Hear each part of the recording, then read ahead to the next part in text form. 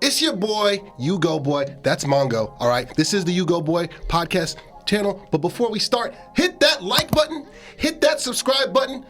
We got unfiltered, authentic conversations. We got sports talk. We got drops. Oh, yeah. So, Mongo, what should they do? Like and subscribe. Oh, yeah. Yahtzee. In Jerry's mind, just like I negotiated Michael Irvin's contract, I don't need an agent. You can't negotiate a contract with a blockbuster frontline player, top of the market player, without an agent. You can't do that. This happened because Jerry wanted the Cowboys to be the number one trending topic, as we discussed in the previous episode. His ego. Ooh. Just like his ego and pride ruined the franchise and ended the dynasty, his ego and pride loses the best pass rusher, not in your division, in the league. You go, boy. What's up, everybody? Do not adjust your screens. This is the U-Goboy podcast, but this is not Hugo because that guy doesn't really feel like speaking today. You go, boy. Yahtzee.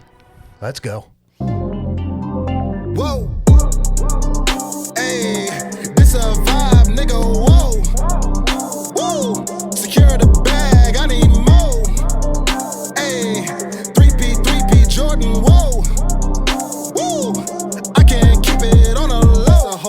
This a whole vibe. I don't need a plug, no cosign. Thinking out loud, that's a gold mine. Mask on, yeah, COVID-19. Baby mama, yeah, looking like Rihanna. Rest in peace to George, rest in peace Brianna. Still kicking like Van Damme with my niggas in Amsterdam. It's your boy, You Go Boy. You go, boy. I don't know what to say. I don't. Mongo's in the building. D-Sizzle's in the building. Love the kicks. The best hair in podcasting's in the building. Jason Enrique's in the building. Cannon. Is that Chad Penning, New Jersey? Yes, it is. Oh, yeah. We respect him around here. Welcome to episode 69 of the U-Goboy podcast. You go, boy. I'm going to walk out at any minute. I'm going to walk out. I don't even know if that number's right, and I don't even know if you just care. It gonna is. say that. No, it's right. I don't think anyone cares. I think you are completely broken today. We could talk about the San Jose Sharks. We could talk about golf. He does not care. If people want to know how Bruce Wayne felt after Bane broke his back and he was in the prison doing push-ups, trying to make the climb out of the well, like, you have my permission to die. That is where you have my permission to die. Like, this is, I'm there. I'm there. I'm not afraid.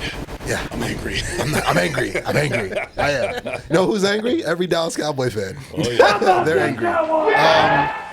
Breaking news. This is Sports Talk. The band is back together. Can I get some Kevin Nashes? Give me 10 Kevin Nashes, please. 10 Kevin That'll make Nashes, him feel please. better. That'll make me feel better. We're here for you, brother. We're here for you. As a support group. I appreciate on the couches it. today. This is. This is Aha! I see what he did there. I like what he did there.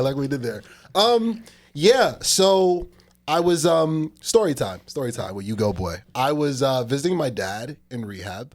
He's on the mend. Love you, Dad. And I was about 5 or 10 minutes into the visit, and then my phone just goes ballistic. I'm just like, all right, like, who died? Who got shot? Who got robbed? Who got traded? It was E, all the above.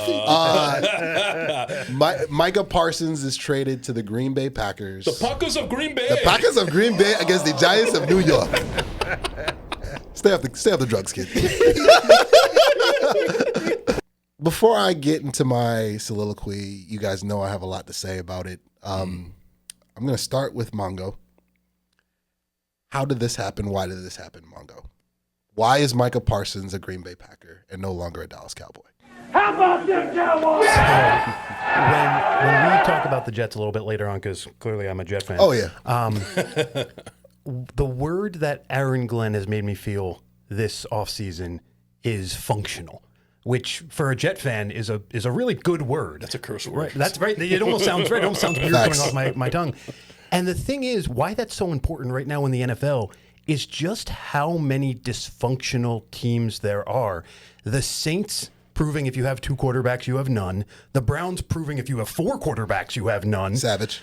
You know, Savage. Pittsburgh looked at the Jets Savage. mold of Aaron Rodgers, no wide receivers, and a feisty but incomplete defense and said, hey, we can do that, right? There's so many dysfunctional bad teams out there right now, and yet none of those fandoms have any right to complain when this is the ultimate dysfunction, right? We know this. I think here's a more important question than how did this happen? Is anyone surprised? No. And the answer should be no. Tell me when I'm telling lies. This is Jerry Tell me Jones when I'm telling doing Jerry Jones things, and that's why it happened. It happened because Jerry Jones somehow still has full control of this team long past his prime of functionality. What a disaster. Subscribe to the channel. Subscribe to the channel. I can't even open my eyes. You're so despondent. I can't. Sizzle. So I don't find it a coincidence, right, that all this happened after the doc came out. Okay. Tell me when I'm telling lies. Right? Tell me when I'm telling lies. So we're there first. Start there. Start right there. I knew when they waited for negotiations and get to the bottom of this, it was going to be after the fact. We're here. It's Thursday. And, when we got the notification that the Cowboys are starting to listen to negotiations, didn't mean anything, I said to myself, Micah feels disrespected because the only way that they were going to consider a trade was if Micah said, no, I'm not coming back. No, I'm not going to play week 1 if I don't have the contract I'm comfortable with. And that is why I think we're here today. And the Cowboys now have 2 future first-round picks with Mr. Kenny Clark, and the Green Bay Packers now have Mr. Micah Parsons. That's where we're at. And a new contract. Like the video. Jason Enrique, the best hair podcasting, Chipper Eddie himself. Why did this happen? I really think that they need to check the water in Dallas because between Nico Harrison trading Luka Doncic and now Jerry Jones trading Micah Parsons, I feel Dallas fans, I'm feeling for them, especially down there in Texas. There must be something in the water supply that's making these guys do unthinkable things and questionable things. I mean, for a second, I thought that Woody Johnson was owner of the Cowboys at one point doing something like this. But That's basically just alluded to everything that these gentlemen just said. And it's just really strange and coincidental that, between Nico Harrison and now Jerry Jones, it's trouble brewing in Dallas. That's a good point. Like the video. We got Marvelous on the board. Not Steve. Today. Love you, Steve. We got Marvelous on the board. So we must ask, Hugo, why are the Dallas Cowboys in this position? Oh, this is therapy. I've got the talking pillow now, right? Yes. Awesome. All awesome. ears. So, on the last episode, me and Mongo, I said Mike. I'm all over the place today. You wish. I wish. If you were here. Freudian slip. Honestly, I prefer Mongo over Micah, but that's neither here nor there. That's neither here nor there. We'll cross that imaginary bridge when we get there. Jason Bateman. No, so I said that, to your point, this deal would happen after the documentary, right? And we were talking about in the pre-pod on the way up that this deal did happen. I was right. Tell me why I'm telling lies. I guess I was right. He gets a new contract. It's just not with the Cowboys. Yeah. Mm-hmm. And the Netflix documentary proved 2 things, all right? Great documentary. I've watched it twice. I'm going to watch it 3 times. One, the Herschel Walker trade. Which was a turning point in the history of not just the Cowboys but NFL history, right? Setting the precedent for big blockbuster like franchise altering trades. Yep, that set it It off. did that and ushered in a dynasty. Mm-hmm.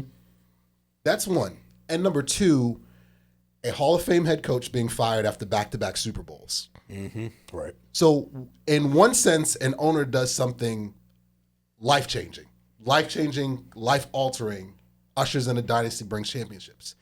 And in the same documentary, in the same time period, he does something to set back the same franchise multiple decades. Mm-hmm. The Cowboys won 1 Super Bowl after Jimmy Johnson had left.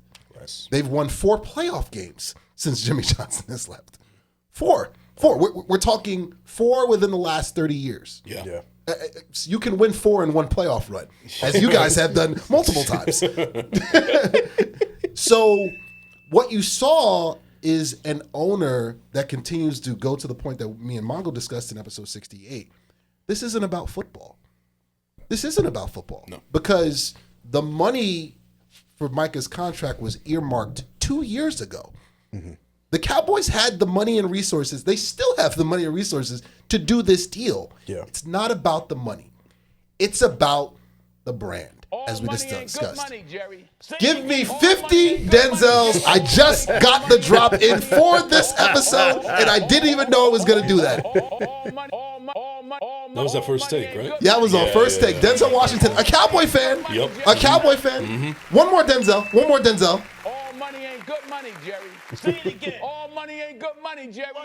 Love you, Spike. He was in there too. Yes. No, so Cannon. in Jerry's mind, just like I negotiated Michael Irvin's contract, I don't need an agent. But Jerry, this is 2025. This isn't 1995 or 1993, whenever you renegotiated with the playmaker. You can't negotiate a contract with a blockbuster frontline player, top of the market player, without an agent. You can't do that. You can't. I was explaining to my dad. My dad, God bless his heart, 80 plus years, he was like, I don't understand. I was like, Dad, when you go buy a car and you drop the car off the lot, you have to have car insurance, right? That's a fact. Because if you get pulled over without it, you're in trouble. Yep. You're in trouble. You could get arrested in some country. I mean, some states for it or whatnot. Yeah.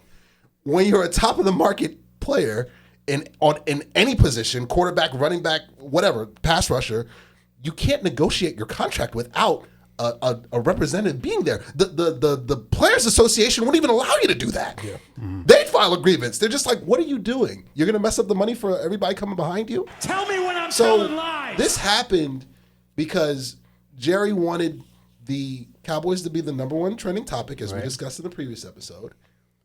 His ego, just like his ego and pride ruined the franchise and ended the dynasty, his ego and pride loses the best pass rusher, not in your division, in the league. He's better than TJ Watt. He's better than Myles Garrett and Nick Bosa. And this is the reason I got into like a lot of arguments with clowns over the last month about this. Here's why Micah's better than those guys. He's younger. He has less injuries. He has less tread on the tires. And he's not even in his prime yet. You haven't even seen the best of Micah Parsons. He had his first semi-major injury last year and was a high ankle sprain. Yeah. He hasn't needed major surgery. He hasn't missed extended time or whatnot. He hasn't been a distraction off the field. All this year because he asked to be paid top of the market just like every other guy was paid top of the market. We talked about this. Myles Garrett got a contract. TJ Watt got a contract. We joked. Even George Karlaftis got a contract. Yep. Max Crosby got a contract. This is the year, this is the offseason to give a contract to a star pass rusher. But you decide you didn't want to because you got your Netflix documentary rolled out. That's crazy. And people are going to watch it anyway. Right. So why do this? This sets Dallas back. I don't give a damn about the picks. The picks are irrelevant because they're going to be in the 20s anyway because guess what? Green Bay's a playoff team. Yeah. So it's not about the picks. This is and further proof is you traded for George Pickens because this is you wanted to be win now mode. You wanted to like really take a step forward and be a win now team. Yeah. How do you justify doing that trade now when you give up your best, not your best defensive player, your best player? Yeah. Only a few months later. Use your common Congratulations, Jerry Jones. I think you guys were here last time this happened. Yeah. Congratulations, Jerry Jones. You played yourself. You suck. And this really makes it a harder job for Brian Schottenheimer. He already had enough on his plate, and now he has an even bigger target on his plate. That was my last point before I wrap this up. This isn't going to be the Cowboy Hour, I promise, guys. I promise. No, so you got a new head coach who used to be with the Jets, I believe. Yeah, offensive coordinator, yeah. Yes. Last time we made it to the playoffs. He's been with the Jets because he's been with everybody. Exactly. Just guess, if you're playing with Brian Schottenheimer there, just guess yes. You're in good shape. Savages away. Anyway. Yeah, so Marty's kid is the you like that. Marty's kid, goodness gracious, how does he get a fair shake his first year? He's trying to build a new culture. He's trying to get the Cowboys back to relevancy and winning in the playoffs or whatnot. you got your star quarterback, you got 2 number ones at wide receiver now, but you take away the best defensive player on the team, The cornerstone. the cornerstone of the team. Savage. And now you're banking on draft picks. You're banking on hope or whatnot. It makes absolutely no sense. This is like if the Giants were to get rid of Lawrence Taylor in his prime. That's how before he hits his prime. Right. Mike is not in. how it would feel. Mike is not in. Micah Parsons is not in his prime yet. He's about 25, 26? 26. We were talking to this again in the pre-pod with Odell. Odell was not in his prime when you guys traded him. Exactly. He was not. His best years were not ahead of him. Yet injuries derailed his career and why he's unfortunately whatnot. But the best of Odell, I don't believe the Giants saw the best of Odell. I agree. So you know very well what this feeling is of you're giving away a cornerstone player because the owner decided to go into business for himself and make football decisions. And what did I say? I've said this multiple times with you guys here. When an owner makes football decisions, you will not win. You will not win. It's not possible. Last year, I'm sorry. Go ahead. No, go ahead. I was just going to say real quick. Last year it was with Saquon, and now it's with Micah this year. Yeah. Facts. Mongo, bring it on home, and then we'll keep. But here's the thing about everything you just said. You mentioned about like the picks, for example. Well, they're not doing it through free agency. They've proven that the last couple years. Dom DeMarco. So if I'm the Cowboys, the first thing I'm doing is I'm taking one of those first and trading it for like 3 seconds. You need more picks. And as far as Schottenheimer, in a way, it might be a blessing because let's be real. Did anyone in this room, did anyone out there have any expectations for him to begin with? No. And so now you're at least giving him a few years. There is no expectation right away. But how sick is that this team, like, to me, what you just said makes sense about taking the pressure off Schottenheimer, about getting more picks, because I'm thinking in the realm of how backwards this franchise is to begin with. And that's how you know this is a problem. The fact that this trade makes sense because the Cowboys play by a different set of rules than the other 31 teams is the problem. And just to put it into perspective, think about winners and losers of this trade, right? Green Bay's clearly a winner, and Jerry Jones is clearly a winner. And again, because Dallas plays by its own stupid set of rules, a haul of draft picks and pressure off of Schottenheimer is a good thing. I don't remember the last time we saw this where it's technically a win-win trade, but there shouldn't be a single happy Cowboy fan out there because they just don't care about their fans. It's crazy. It's such a unique situation because Jerry is just different than the other 119 big four owners out there. He's in his own universe, and it's crazy. It's absolutely Mongo, like you just said, right?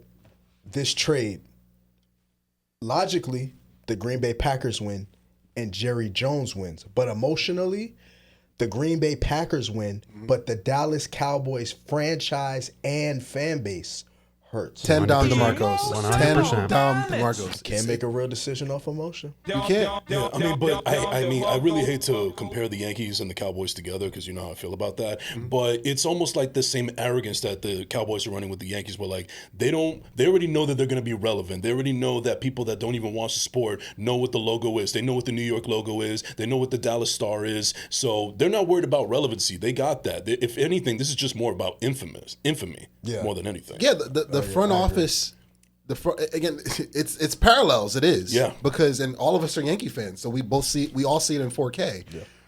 The front office doesn't care about winning championships. It's not about. If it was about winning championships, they'd have gone to Philadelphia and offered Howie Roseman a blank check. Like, listen, here, 11D Infinity, insert how much you want and come work for us or whatnot. It's not, because Jerry Jones still calls himself a general manager. He does. Still. Meanwhile, where's my camera? I got to go type for this one. And then we'll finish here. Because now I'm up now. The last time Jerry Jones was actually a general manager, and it was outlined in the documentary. You should watch it. It's on Netflix. Really good stuff. Going to watch it for a third time. The 3 years of Dave Campo, the Dave Campo era, you guys remember that with Clint Sterner and Ryan Leaf and Anthony Wright and Tony Banks and Randall Cunningham. Those were the quarterbacks that Jerry and Chad Hutchinson and Drew Henson, some of these guys played for the Yankees.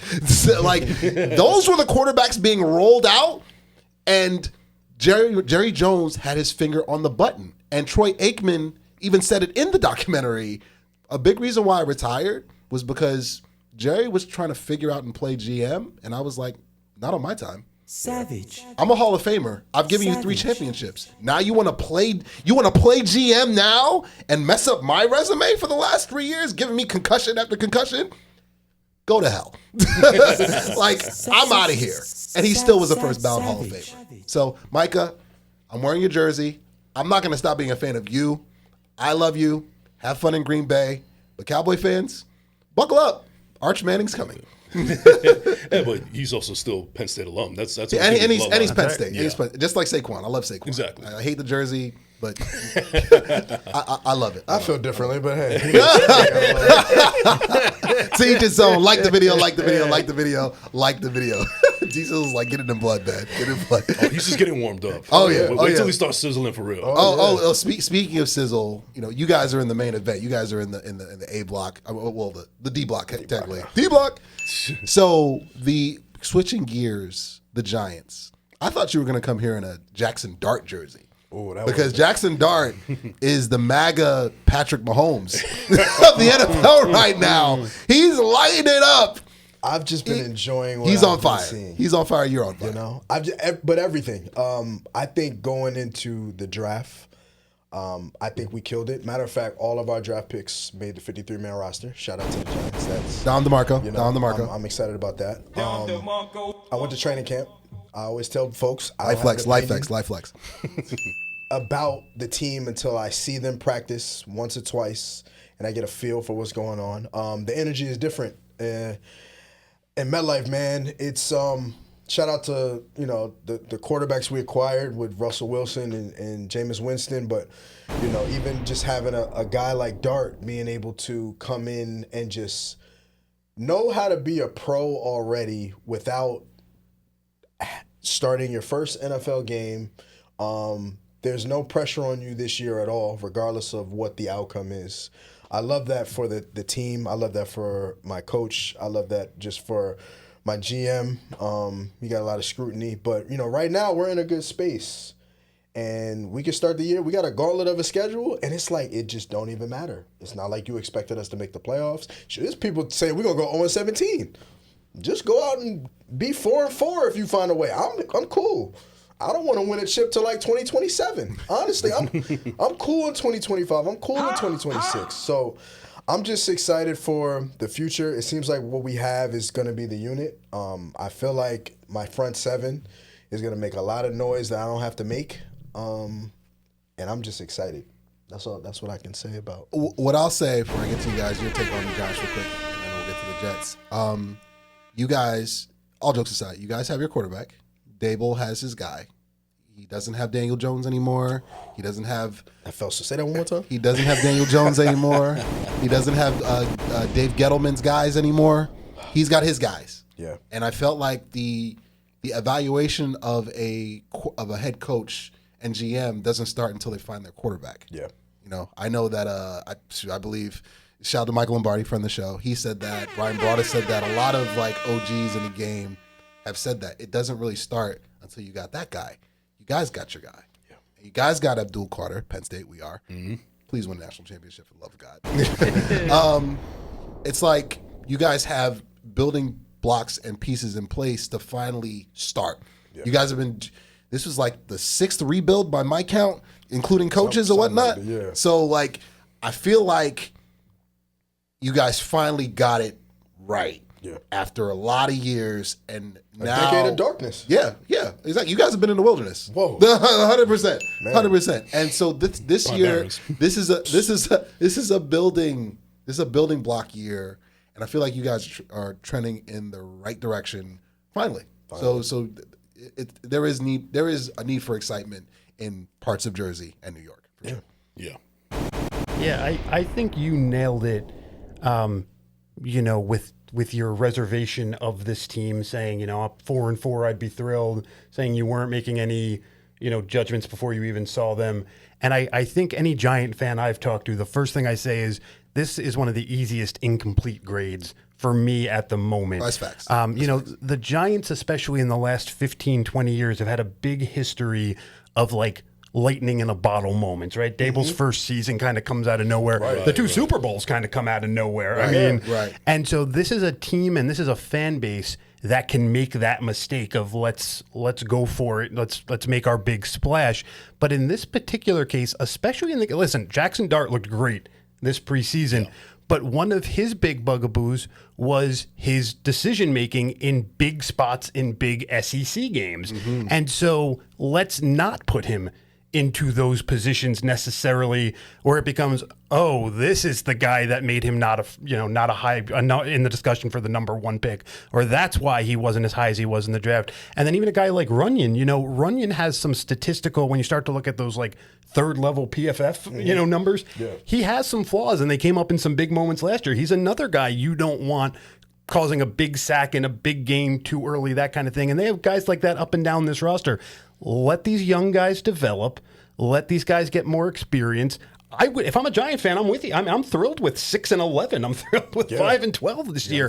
But you're at the start of something, like you said, and Giant fans just relax, enjoy the ride, let it happen organically. But anyone trying to rush something, especially someone who's saying, weak NFC, let's make a move this year, that would be dumb. That would be my one warning to Giant fans. Just let it go. And the buoy off of that, like the video. The buoy off of that, just like I remember, I think it was 2016 when you guys made the playoffs. It was from free agency. You guys signed. That's the Ben McAdoo era? Yes. You guys got a bunch of free agents. Olivier Vernon, Jack Rabbit. Those guys ring a bell. I remember Snacks Harrison. You see what I'm saying? I was talking shit. And believing that you were gearing up for Eli to make a third act. Yeah. Which was a colossal disaster. Yeah. Of epic proportions. It was. Okay, so Joe Shane, don't do that. Don't do what your predecessors have done. Stay the course. Yeah. And the biggest red flag, if you see Mara start to make football decisions again, run for the hills. Yeah. Because that is what destroyed you guys post last Super Bowl that you guys got into in 2010, I believe. Yeah. Like, once that owner starts making football decisions, Woody Johnson, I'm looking at you. Oh, yeah. Mara, I'm looking at you. Jerry Jones, I'm looking at you always. Once that happens, it could go off the rails real quick. Yeah. Back to the point. And then I want to piggy off what Mongo was saying about the offensive line. I think that is one of my last concerns this time around. And it's what happens is this O-line is not going to be bad like previous years. They're still trying to find what is the best 5 to put out, and the best guy, it's on the team. I'm not worried about bringing somebody in.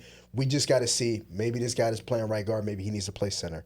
Maybe this backup swing tackle, maybe we need to give him his moment. The guys are there. I'm just excited that I can literally go into week 1 and what we play the Commanders. Okay, cool.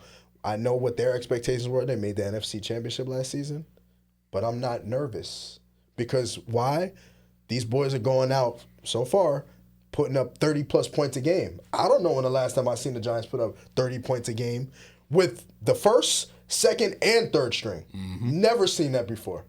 I just went to the game they played the Patriots. I was trying to leave in the third quarter, and I couldn't because they're giving me something to watch on all aspects. And I'm like, God, this is what I've been asking for. And I'm over here trying to leave my blessing, but that's where we at. There's a meme, real quick. Sure. There's a meme of like, God, I've seen what you've done for others. What to say? Straight up. That's the feeling. Straight now, up. I just want to make it clear, the 4 of us in a washing machine could have been a better iteration of some of these offensive lines they put out the last couple of years. Savage, so savage. I get it's a low bar, but it is correct. Savage. But I am going to take, because I was going to say, before you even spoke, I was going to say what you said about Mara. I'm going to take what you said and stretch it to the entire 53-man roster. I don't think you're going to see much by way of trades or major free agent signings. I think they have the right 53 guys, let alone the right O-line. I think the bodies are there. Now it's just who gets used when across the entire board, and you have the right coach for that. You have a good coach there. And so, again, it takes time, though, right? And you can't overreact to any one game, especially like you said early on, is a bit of a gauntlet schedule. If you lose a game, 30's nice, but if you lose a game 42-10, okay, we lost one. We're a developing team. It happens. Let's get them next time. Yeah. And if they can just be patient about some of it and let those hard losses fall where they will, I think they're trending in the right direction. Subscribe to the channel. Subscribe to the channel. Subscribe to the channel. Do you have something you want to right? I'll add a little something. Okay, so there's 3 types of quarterbacks in the NFL, or just in football in general. Right. There's 1, your favorite word, generational. 2, G-word. 1, raw talent, and 3, they are what they are. Okay. So I say that to say this: Daniel Jones is what he is. You got Ben Johnson as his offensive coordinator, and they're still going to finish with the same record that the Giants had last year. That's how bad Daniel Jones is. That's savage. So I've always been a Dable fan. Like when you guys hired him, I told you from the beginning, this is a good hire. Right. Trust me on this. It's a good hire. That's the guy I wanted, and we got Robert Saleh. I was happy at the time, but we all know how that turned out. And Come on down. Anyway, so I always knew that through all of this drama that the Giants were going through, you could have some accountability for Brian Dable, but ultimately, I think he was just a result of things. To me, the real culprits were Mara and Shane. Yes. So I feel like now that Dable has his guy, because this is the guy that he wanted. They traded up for him and everything. Yep. He was the one that actually told Shane, hey, this is the guy I want. Do what you got to do to get him. Yeah. This is the guy I want. We might. I don't want to speak too much craziness, but it almost kind of reminds me of like a Josh Allen thing, where like Josh Allen, he was a very raw talent that needed a lot of coaching and a lot of proper mechanics to be worked on and everything. And Brian Dable was the guy to bring it out of him, and now he's a top 5 quarterback. I'm not saying that's going to happen exactly to Jackson Dart, but I think it's a perfect marriage between Jackson Dart and Brian Dable. You guys got your quarterback. Congratulations. Yeah. I think to finish up with what you were saying, right? In the draft, I remember like watching the later half of the first round. And when I saw that we moved up, people were like, oh, we're going to go get Shador. We're going to get Shador. And I was like, no. Matter of fact, we're jumping the Rams because McVay, I know he's on the phone trying to figure out how they can get back in front of, because I'm what I was being told was McVay was going to pick Jackson Dart in the first round. Yeah. We kind of called that in the pre-draft episodes too. When I saw that's that, not a shocker, right? And I said to myself, okay, you really believe he wasn't going to be there by the second round, because we had the 34th pick in the second round. Traded that away. I'm just happy with what I'm seeing. I'm a believer so far, and at the end of the day, it's time to play. It's just time to play. Yeah. The W's. I've got that meme. That'll be in this episode for sure. And also, gotta go tight on me. A big reason why Shador wasn't gonna be a Giant, because the Giants haven't drafted a black quarterback in over 100 years. Stop the Marcos. You stole my thunder. My answer to that is I wanted Cam Ward first anyway. I couldn't have him. I went with the next best thing. It is what it is. But I got two black quarterbacks on the roster. Yeah. We're starting somewhere. In free agency, you guys will sign Warren Moon off his couch right now. That's free agency. We're talking about the draft in this country. Jack Nicholson voice. See, to be continued. We're still waiting. By the way, isn't it funny that Tommy DeVito, when he went from Goodfellas to The Departed now? That's hilarious. Oh my God. Tommy DeVito. Shout out to Tommy, man. Tommy DeVito, our lonely prince. It's a new Tommy in town up there. Yeah, he went from chicken cutlets to now clam chowder. Hey. I like that one. You're welcome. It's your boy, U-Goboy, and my friends at New York Posse. They're gonna hook you up with some official gear. The Knicks are hotter than ever, and they're gonna get you right with some official snapbacks, beanies, official gear, official like tissue, baby. Hit that promo code below, 2024. Get 20% off on all New York Posse gear. Hit the link below, and they're gonna get you right. It's your boy, U-Goboy. Yahtzee. Well done. So let's keep things moving. Like the video. We're here, episode 69 of the U-Goboy podcast. Micah Parsons is not in Dallas anymore. Whoops. And Jerry Jones, I hate you. I just do. I hate your guts. I hate everything about you. And yeah, Ugo is such a diplomatic guy overall that you know that this is emotional damage right here. Emotional. Play it. Just play it, Steve. I mean, play it, Marv. I heard Marv like it. Marv is like, the golf's deep, bro. is not rich. Steve is missed. I love you, Marv. Sorry, Marv. Blame it on Jerry. He's broken. Right? I don't know. Blame it on Jerry. He's I, a broken man. I'm taking This no is Vietnam ownership. flashback right here. Yes, man. I'm literally Lieutenant Dan. I'm literally him right now. Lieutenant Dan in the bar scene, of Forrest Gump with the slow like zoom in. That's me right now. Right? Wow. Sorry, Marv. He just wished gravity on an elderly man. I mean, you literally. What do you it's a mean? broken human What do you over here. mean? What's wrong with you? Savage. Jimmy Johnson's laughing his ass off so much. Oh, man. That's I can't wait for that documentary. that's the line getting buried underneath over here and whatnot. Yeah. So let's keep things moving. We still got time. The Jets.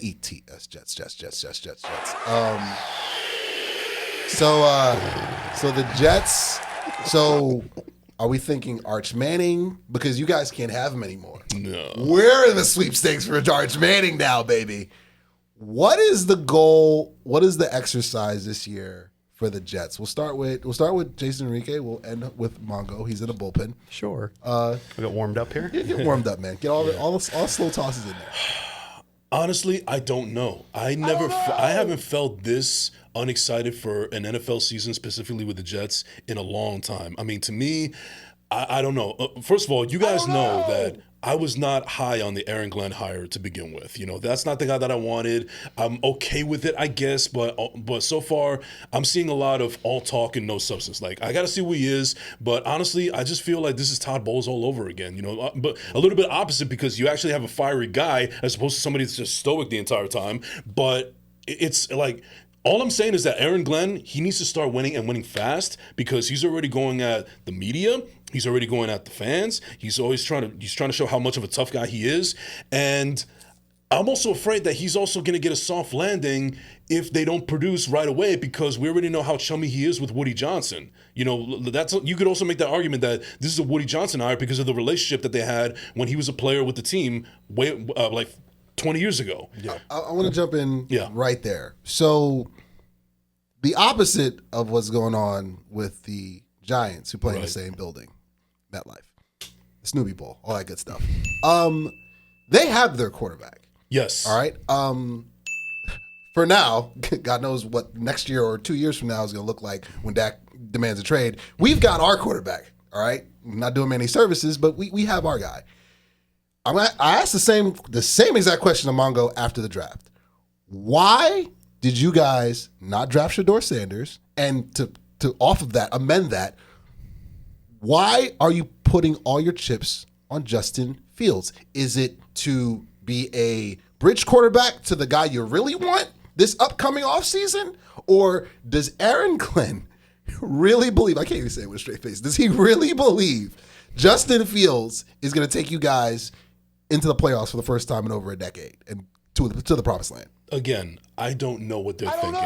I'll just know that it doesn't involve logic. And listen, Justin Fields, okay, he is what he is, you know? Not exactly like Daniel Jones, but he is what he is. Mm-hmm. And the thing that bothered me the most about this whole coaching search is, all right, I'm happy with the defense because I like Steve Wilkes. He's a proven guy. He's been to the Super Bowl. He's always had stout defenses. But yet again, we choose a rookie head coach, defensive-minded, who has never done the job before. He only gets a little bit of soft landing because he actually wanted the job as opposed to somebody that's just taking a job because there's only 32 of these in the world. And then you also hire a offensive coordinator, another rookie who has never played, never called a play in the NFL ever at all. And when you want to talk about quarterbacks, they're going to say, well, look he worked with Jared Goff, so there must be something there. Jared Goff and Justin Fields are two different quarterbacks. They're not the same. Yeah. I don't know what they're thinking. Plus, sorry to cut you off. Plus, he was the DC. Ben Johnson was the OC. No, he was the passing coordinator. But still, the OC, the guy, the guy giving the backbone of what Goff, his reclamation, it wasn't Glenn. It wasn't. No, I'm devoting that to Ben Johnson. I see what you're saying. But go ahead. Continue. Right. Sorry. So, as far as pertaining to the question about Justin Fields, is he the bridge quarterback? He might be, but even I don't think they know that. They're pushing all their chips onto Justin Fields.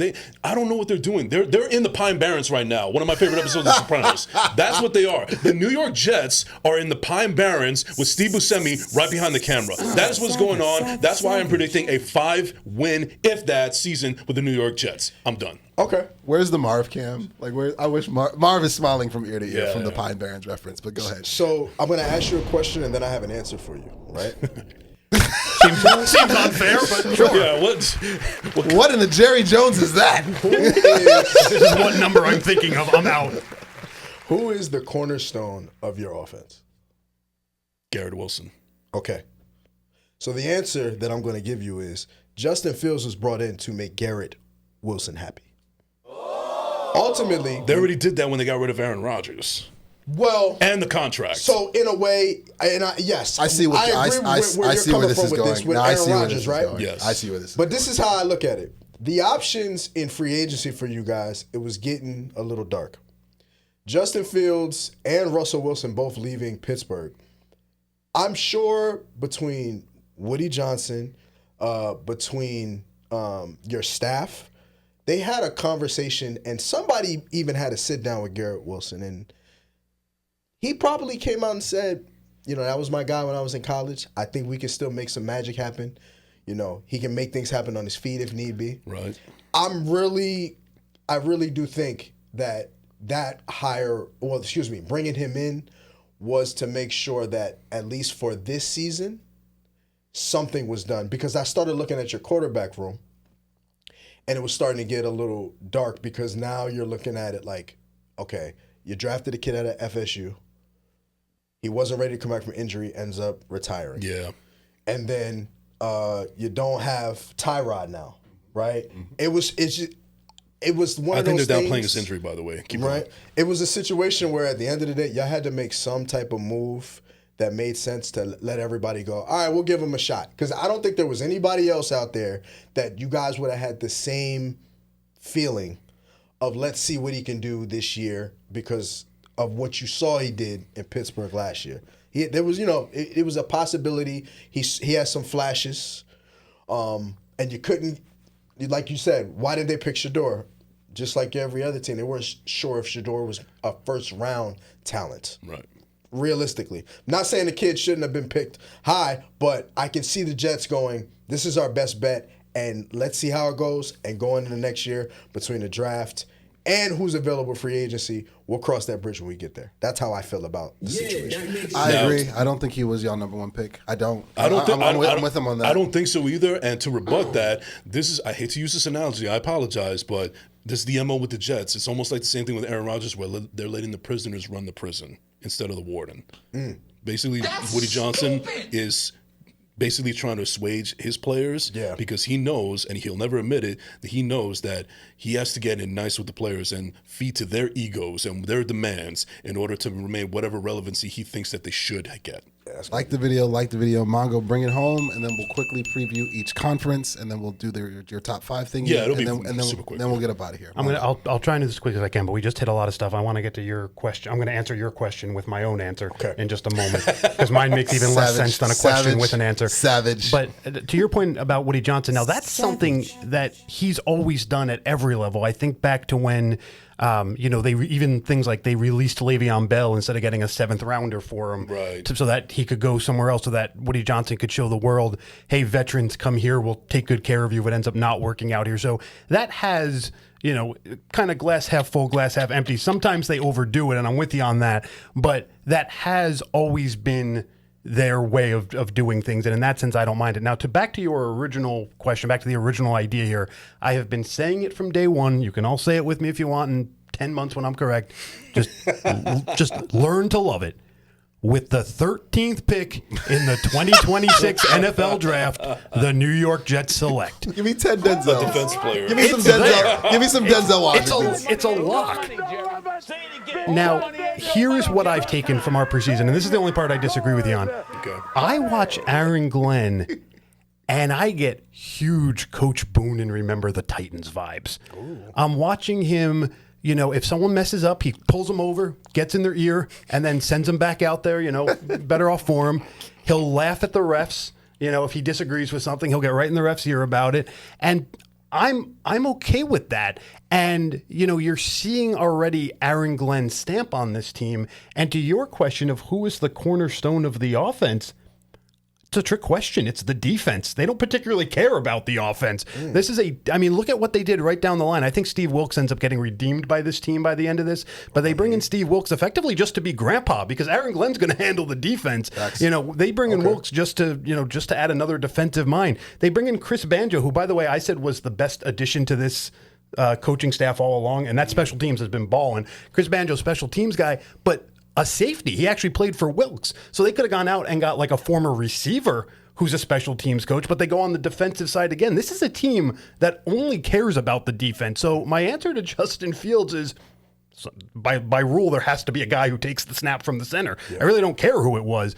I do think there is probably at least Brady Cook. There's probably at least some administrative schmuck in a tie sitting in MetLife right now, saying, hey, listen, it's an ebb and flow league, and we've had times. I mean, Aaron Rodgers, correct me if I'm wrong, he goes, I think 24. Is that the number, 26? Mm-hmm.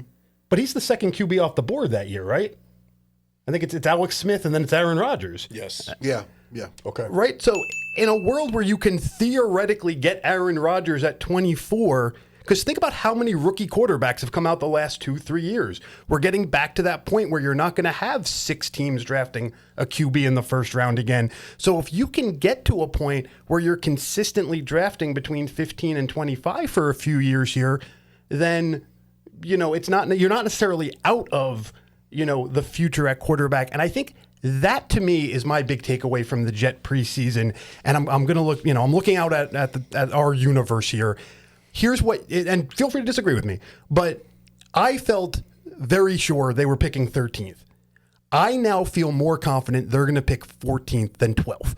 Wherever you felt they should be, you should feel ever so slightly more confident from watching Aaron Glenn, in my opinion. So if you thought they were the worst team in the league, you should now think they're the second to worst team. If you thought they were the first AFC team out of the playoffs, you should now think they're the 7th seed, which doesn't sound like much. But again, look at this team on paper. Their wide receivers room after Wilson is a joke. Mm-hmm. And there are holes. Their cornerback room after Sauce is a joke. And their backup defensive ends are jokes. This is a team that is like yours. This is a team that's a year away. Yeah. And next year's offseason should be very obvious. At 13, you take a cornerback. In the second, you take a wide receiver. And not the fastest guy alive like they do. You take Adam Thielen's clone. You take a guy who can bail you out on a 3rd and 4. That's what this team needs. In the 3rd round, you take one more pass rusher because thank God they finally moved on from the error that is Eric Watts, who just seems to always be in the wrong spot at the most important times. And now we're in business. Now we're going somewhere. So I have them at 6 wins, actually, 6 or 7. I'm not far off from you. I think the Browns are a gimme. I think the Panthers are an easy win. I think the Saints are an easy win. I think 2 and 4 in the division is actually doable. So now we're looking at 5 with still at least winnable games against Pittsburgh, against Jacksonville. I don't think Atlanta's as high as a lot of people are. A young Denver team goes to London. We've seen young teams mess up in Europe before. That's a winnable game. So, 6 or 7 is necessarily on the table. But the stat I'll end with, to me, the most important player this year by a mile is Brandon Stevens, their cornerback 2, which is why Aaron Glenn being there, to me, is the right decision. And here's your stat. In 2023, Brandon Stevens held opposing quarterbacks to a passer rating of 79.4. Last year, 107.5. Just to humanize that, 79.4 is the exact number Daniel Jones had last year. 108 was Joe Burrow. So if Brandon Stevens can come out and hold opposing quarterbacks to looking like Daniel Jones, now we're in business. But in a world, look at who's on the Jets' schedule next year. They play Pickens. They play against T. Higgins. They play against either Godwin or Igbuka, depending on when he's back. They play against Waddle twice. If these guys are all going up against a guy who can't stop anybody, who can't keep a quarterback at bay, they're done. It's 3 wins, and that's a problem. But again, I'm already looking ahead to 2026 when they fix that cornerback problem. And if Glenn can fix Stevens, well, we might be in business this year. But again, I have them finishing somewhere around the 13th draft pick, somewhere around 7 or 8 wins. And if Stevens can resolve, they'll make a run at the playoffs because the 7 seed is wide open. But I don't see it. I'm content. I'll be honest. I'm content. 7-10 to me is a success this year. Like the video. In the midst of my soliloquy and my pipe bomb, love you, Phil. I forgot. Hate you, Jerry. Hate you, Jerry. I forgot to give a total that I thought the Dallas would reach. Now, Is that because you're not allowed to go negative? I think maybe Is -2 and 19 not a real option? for the point of this exercise. Why not? A logarithm, maybe. So coming in, I had us a solid with a healthy Dak asterisk. I had us with a 9 wins, 9-8. Now without Micah Parsons, 7-10 again. I think we'll run back 7-10 because if Dak is healthy, they're going to win a bunch of games. They're going to win games they're not supposed to win. They'll win, like the Pittsburgh game last year, like those types where they're doing everything possible to lose the game, and then you need a game-winning drive, and Dak just gives you a game-winning drive. Yeah. Like that's going to happen at least 4 times this year if he's healthy. I know that. Yeah. But the issue is when you lose your best player on the team, you lose 2 to 3 games just off the bat. They just get taken away like tax. You see what I'm saying? So I had them as a 9-win team. They lose 2 games because of Micah's departure. I feel so bad for Kenny Clark. That's the guy we got. Kenny Clark. He's gonna get dragged through the streets for no reasons. He's a solid player too. But solid 7-10. And the irony is they were 7-10 last year. So congratulations, Jerry. You guys are right back where you started before this exercise began. You love to see it. You love to see it. Give me your top 3 teams in each conference. I'll go last. So let's start with Mongo. Sure. In the AFC, to me, it's funny. 3 is the one number to me that's easy. It's the big 3. I mean, it's Baltimore, it's Buffalo, and it's Kansas City. Now, I will clarify. I'm going power ranking here because in terms of wins, I think the Chargers schedule is so comically soft. Just a quick run here, and I don't want to take up too much time. But they play Minnesota, they play the Giants, they play Vegas twice, they play Indy, Tennessee, and Pittsburgh, meaning they're a fairly returning team that plays 7 teams with a first-year quarterback. That's not even fair. That's legitimately not fair. So the Chargers might end up sneaking up into a higher seed, but I think they're going to get exposed in the playoffs. On power ranking, give me the Bills, Ravens, and Chiefs. And NFC. Oh, and in the NFC, give me the Eagles, give me the Lions, and give me a third team. It's a pretty top 2. From the NFC South? I will. The Packers of Green Bay. I will. Oh man, it's really tempting to put the Packers in there just to really watch you tee off. Now, I'll go with the Vikings, but I think a couple teams are playing for the right to lose to Detroit in the second round of the NFC playoffs. That's facts there. Sizzle. Okay. AFC, definitely Baltimore. Buffalo. My third AFC team, I think I'm going to go out the West, but not the Chiefs. I think I'm a believer in the Chargers this year. Okay. Harbaugh's he has these boys humming. Defense didn't necessarily take too many hits. I mean, this is a different defense without Nick Bosa, obviously, but not Nick. I'm sorry. Joey Bosa, forgive me. But I think they can come out of their division and be a top 3 team. NFC, Philly. Unfortunately, I'm not a hater. I am.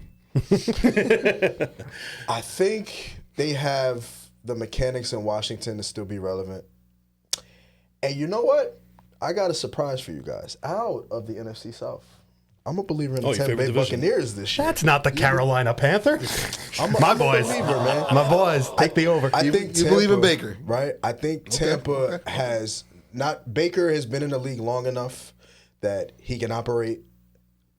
Their receiving core is going to be like that when everybody comes back. I love the way they drafted too, and then their defense is young and they stay in games, and you're not necessarily getting blown out. So I'm watching Tampa this year.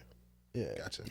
Real quick before we go, I just gotta say with that Rashawn Slater injury in Charger land, by the way, the right side of that line now, Trey Pipkins and Mekhi Becton, Oh my! What an eating contest duo! Oh my! That's about 1,300 pounds of terror. Joey oh Chestnut. My God, that's a Joey Chestnut is somewhere rubbing his hands. what a like humongous line that is. Anyways, sorry, continue.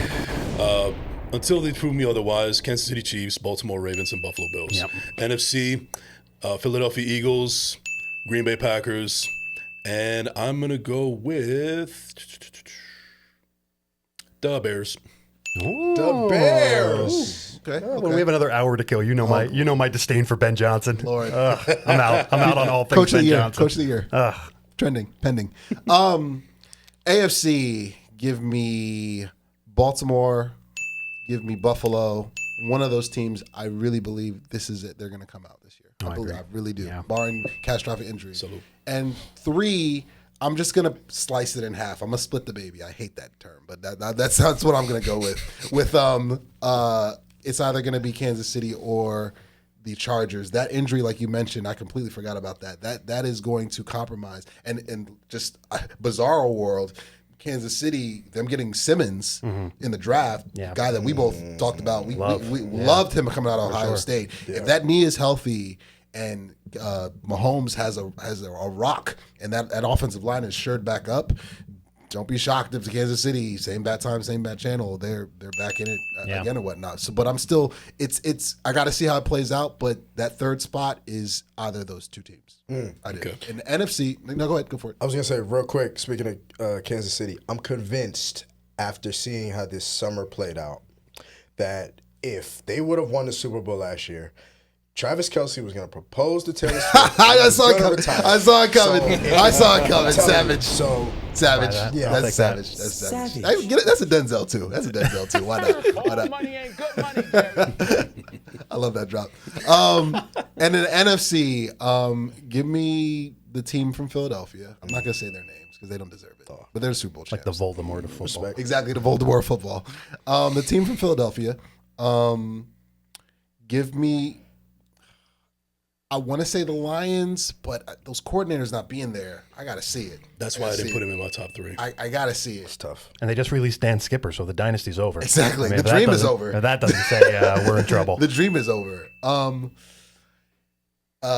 The Fighting Dan Campbells, I'm going to put them there because I will. I'm going to keep the Fighting Dan Campbells there. My third team, this sickens me too, man. Rock Montana. No! Oh, no! If that Savage. Rock Montana. Oh, no. I know that hurt. I know that hurt. There's only two teams I hate more than Philadelphia, and it's the Packers and it's the 49ers. They're literally the Avengers infinity years old, and you're going to pick and them injuries too, in a running back room and a wide receiver room, bro. I hope they prove me wrong because I can't see it. You know what? Thank you. You guys have bullied me correctly. So we're gonna split the baby with that too. That third spot is going to be either the Fighting MICAH Parsons of the Packers, or the Avengers Infinity Wars. All right. With Rock Montana. One of those two teams. I like that. Yeah. Somebody pay Jawan Jennings. That's all I'll say. Pay the man. Pay the man or trade him to the Packers, you cowards. One or the other. All right. So final segment, then we'll get up out of here. Marvelous, not Steve. Love you, dog. Marvelous wants us to get up out of here, but we'll bring things home. We'll do this real quick. I want to do, and this is very early on, top 5 head coaches in the hot seat. Oh, I love this. Yeah. Ooh. Yeah. Okay. I got my 5 already. I want to let you guys go ahead, and I'll let you know what rankings I put them in. Okay. All right. Let's start off with you because it's your show. Top 5 coaches in a hot seat. Just throw one name out there, and I'll tell you if it's there or not.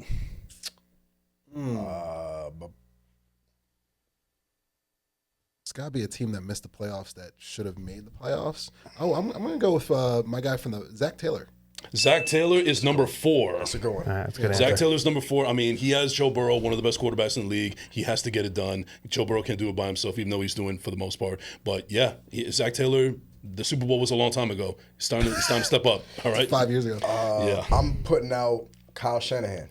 Kyle Shanahan's not on the list. Okay. Well, you need to be. Give me a Denzel. All money ain't good money. He ain't got no hardware, man. Like, what are we doing here? 49ers just trust him too much, man. They do. But that's fine. Okay. He Brian Cashman the organization. That's what he did.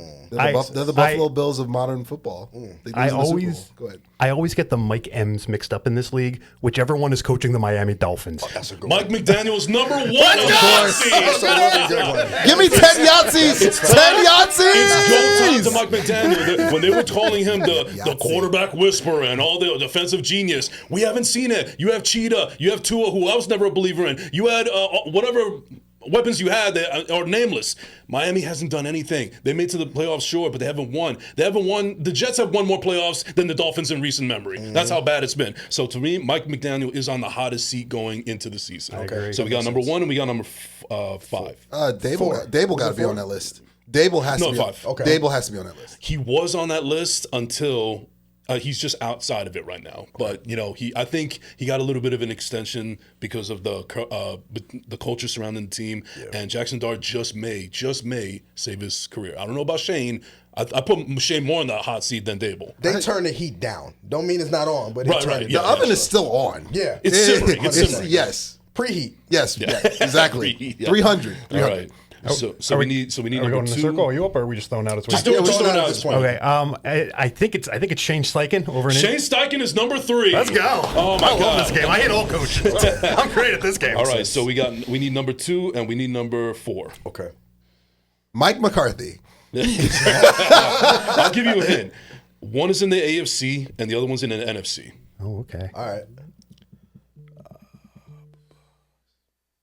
AFC North, to be specific. Oh, yeah. Stefanski. Kevin Stefanski is number 4. Yeah, it's go time. I mean, he has 17 quarterbacks in his room right now. He has to just pick one and hope that they could win. But he's coach of the year. All right, granted, but time's running out.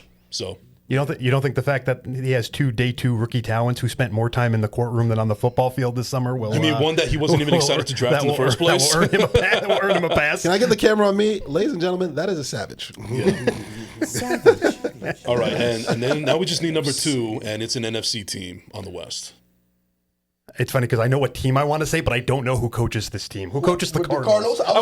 Jonathan Gannon? Jonathan Gannon is number 2. Yeah, so the top 5 head coaches on the hot seat. Number 5 is Zach Taylor. Number 4 is Kevin Stefanski. Number 3 is Shane Steichen. Number 2, Jonathan Gannon. And number 1, Mike McDaniel. Can we get a round of applause for first Jason Enrique? I love that game. That's a great one. Good stuff. That's a great And one. another round of applause for my main man Mongo. He killed it. I got 1. This guy got 7. Give me the lottery numbers next time I see you, man. Please. I said it earlier. I haven't seen anybody with a Tim Couch jersey on to rep it the right way since the Bow Wow cover in the 90s. Ladies and gentlemen. 5 savages. Quick story, and then we'll wrap with like one round of rapid fire and get up out of here. Dave Frantz from Penn State University. He's a judge now. Goodness gracious. And congratulations, he got married too recently. Okay. He was a diehard Browns fan. And I believe by senior year, he disowned them and became a Miami Dolphins fan. And he's been a Miami Dolphins fan ever since. Even though it's still documented because Facebook memories still exist. So I'm just like, every time I see him, like, go Dolphins, go Fins. I'm just like, Dave, you have a couch jersey next to me at freaking the student center. Like, what are we doing here? He clearly has a type. Clearly. All right, so there's still time before we get up out of here for a quick round of rapid fire. Okay. Yeah. This episode of Rapid Fire is brought to you by First Class Second Place Podcast And the 2 a.m. crew. and the 2 a.m. crew. Love you, Rick. Beer Pong Sports. He says hi and consensus condolences, by the way. He will be on the next episode. Yes, Tell him he's on the next Yes. episode. Well, we got to get you on 2 a.m. Yeah, let's do it. whenever. We'll definitely talk about it out there. And New Roads Media. But last but New not, name? New rebranding? New name, Nice. rebranding. I like it. Thank you. I need to be back. We got to get you back on. For sure. Absolutely. Where's my invite? Oh, Yes or no? you're in. Carry a pigeon? No, we're all. I got nipples, Greg. Let's keep it. We're doing all the references. And last but not least, and there we go. Barb's dying back there. Meet the parents. So I'm joking. But U-Goboy merch. Grab the merch. All the guys got merch. They got them for sure. So one round of rapid fire and we'll get up out of here. This is for everyone. I'll answer last to bring it home. Okay. Who won the MICAH Parsons trade? Man, it's a lot of it's really tempting to say Kenny Clark, but no, I mean, Green Bay, and I don't see how it's terribly close because, listen, it's obvious to say they got the best player, they win, but this is a team that has been trying to change its identity, that has recognized its defense is getting old, right? They move on from Jair Alexander this offseason. They've been kind of stuck in their 3-4 fold for a while. This gives them not only a great defensive player, it gets rid of their stale nose tackle, and it gives them a ton of options, right? Because the one thing we didn't mention when we talked about how good Micah Parsons is that you can put him anywhere, and he's a nightmare. So for defensive flexibility alone, it's got to be Green Bay. Green Bay wins the trade based on, what's the best way to put it? Circumstance, right? We know that they're a playoff team. We've seen what they've done, previous years against the Cowboys, against the Niners, right? But at the same time, Micah, from this point, for the next, let's give it 2-3 years or so, you got a healthy Micah, Green Bay wins this trade. But for some reason, something happens. He's not playing in games and he's missing in action, or he looked like he lost a step. Unfortunately, Jerry's crazy ass found a way to let it go and be good with his decision. And he's going to take that to his grave and say, I tried to tell y'all, but y'all don't want to believe the money man. But for right now, Green Bay wins on paper. New documentary coming out soon. Real quick, saying he takes it to engrave implies he's not the devil, which I think is Look, it's not guaranteed. That's not guaranteed. That man got a lot of lives, where's the camera, ladies and gentlemen? Ugo's That's a manifestation savage. comes true. Jerry just survived a lot, so him surviving his trade is. You know how they say No sweat only off the his good back. die young? That's all you need to know. Anyways. That's a savage. May you live to be 300, Jerry. That's a savage. Savage. Yeah. Can I get the Denzel? Can I get the Denzel? Can I get two of them? Sorry, before you go to the thrills, we did miss one. I cut him off. I don't know if you want to go back and get his winner. No, I'm not going to go. I just needed to drop. I was going to go right back to Oh, him. gotcha. Sorry. Got you. Sorry, you can cut me out later. Jordan Love. Now he has a little bit of pressure taken off him. That's it. I like that. I like that one too. Can I get the Denzel one more time? I want Denzel to be here. Ice the lowest, baby. Ice Lois now playing. I still got to go see it. Me too. I'm going to see it this weekend, hopefully. Currently the Packers. Easily, hands down. They won the battle. You know who won the war? Jerry Jones. How can he not? Dallas is going to be the #1 trending topic in the world again. The draft war room is going to be locked in on him every time that Green Bay pick comes up, and they'll be talking about Micah Parsons, and he'll go on another media tour like he did this week. He was on Michael Irvin's podcast. He was on Stephen A. Smith's podcast. He was on the Shop with LeBron. I'm joking. He wasn't on there. He was on Fox and Friends. Seriously, he was on Fox and Friends, believe it or not. He wins because this isn't about football. It's not about football. It's like Super Bowls. Like, you want to see a Cowboy Super Bowl? Watch the documentary on Netflix right now. You know what I just thought about? There's a way Jerry wins and the Cowboys win, right? What if the Cowboys decide to draft the next Micah Parsons? Because we saw Dallas do it. The Giants were mad, but then they ended up with Carter, with Abdul Carter. What if they're just waiting for the next generational talent? And they're sitting in the right space. G-word. We're going to see. I just want to put that out there now, because if it happens, I want you to refer back to it. Round of applause. This was great. We're going to bring it home. This was great. Thank you guys for coming on to the show. Always good to have the band back together. The band was indeed back together. We're going to sign off just like this. That's the belt. John Cena used to have that. Cody's got it now. That's great. That's Jason Rico, the best hair in podcasting. That's D Sizzle. Look at the kicks. Bring the kicks on camera. Those are 12s. I just got them. Mongo is wearing Tim Couch's jersey. I want from Micah. For sure. I'm U-Goboy, Micah Parsons. Free Micah Parsons. Go watch the Netflix, The Gambler, and this Cowboys. Marvelous is behind the camera. He's behind the window. He's behind the scenes. We love you guys. See you next week. See you next whatever. We love you guys. Peace. That's it. guys. Whoa. Hey, this a vibe, nigga. Whoa. Woo. Secure the bag. I need more. Hey, 3P3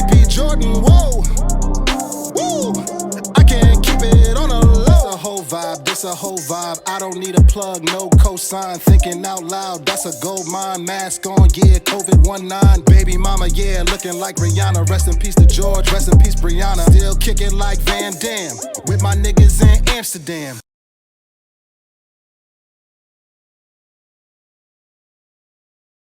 You go, boy. Yahtzee.